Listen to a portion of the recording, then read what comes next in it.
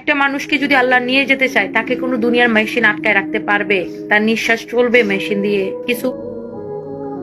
দুনিয়াতে আমি এমন মানুষ আমি কখনো পাবো না বা পাইতে চাইও না।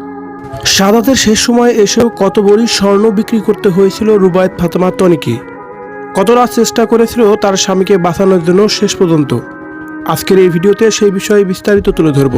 একটু সময় নিয়ে পুরো ভিডিওটি দেখে আমাদের সঙ্গেই থাকুন। রুবায়েত ফাতেমা তার স্বামীকে বাঁচানোর জন্য দেশের এই প্রান্ত থেকে পৃথিবীর অন্য প্রান্তেও দৌড়িয়ে বেরিয়েছেন, কিন্তু শেষ পর্যন্ত যেন কোনোভাবেই তার স্বামীকে সে বাঁচাতে পারেনি। না ফেরার দেশেই পাড়ি জমাতে হলো তার স্বামী শাহাদাতকে। অবশেষে কালকেই তার জানাজা এবং দাফনও সম্পূর্ণ করা হয়েছে। শেষ পর্যন্ত লক্ষ লক্ষ টাকা স্বর্ণ বিক্রি করেও তার স্বামীকে বাঁচাতে পারেনি, এমন তথ্যই পাওয়া গেছে এবার। ডায়মন্ড হাউসের এক পোস্টে রুবায়েত ফাতেমা তনির স্বামীর সাথে একটি পোস্ট দেওয়া হয়েছে। সেখানে তারা ক্যাপশনে লিখেছেন, কিছুদিন আগে তার স্বামীর চিকিৎসার জন্য তনি আপু 70 ভরির মতো গোল্ড বিক্রি করে প্রায় 90 লাখ টাকার মতো আমাদের কাছ থেকে নিয়ে গেছেন। অনেক চেষ্টা করিয়েছেন তার স্বামীকে সুস্থ করার জন্য। তার স্বামী দুনিয়া থেকে বিদায় নিয়েছেন। আসলে এটা খুবই দুঃখজনক। আল্লাহ তাকে ভেস্তে নসিব করুক। এদিকে তনির স্বামী শাহাদাত মারা যাওয়ায় সবসময় কান্নায় ভরে থাকছেন রুবায়েত ফাতেমা তনি।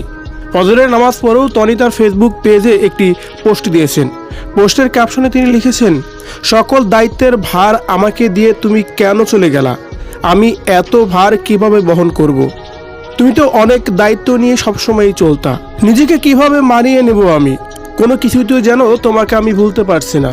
হাজারো কষ্ট নিয়ে এভাবেই রুবায়েত ফাতেমা তনি সবসময় কান্নাজড়িত কণ্ঠেই কথা বলছেন।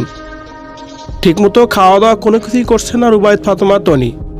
তার কারণ স্বামী ছাড়া একটা মেয়ের যে দুনিয়াতে কিছুই থাকে না, সেটা রুবায়েত ফাতেমা তনি সবসময়ই ভালোভাবেই বুঝতো। যার কারণেই বুড়ো স্বামীকেও সবসময় আগলে রাখতো রুবায়েত ফাতেমা তনি।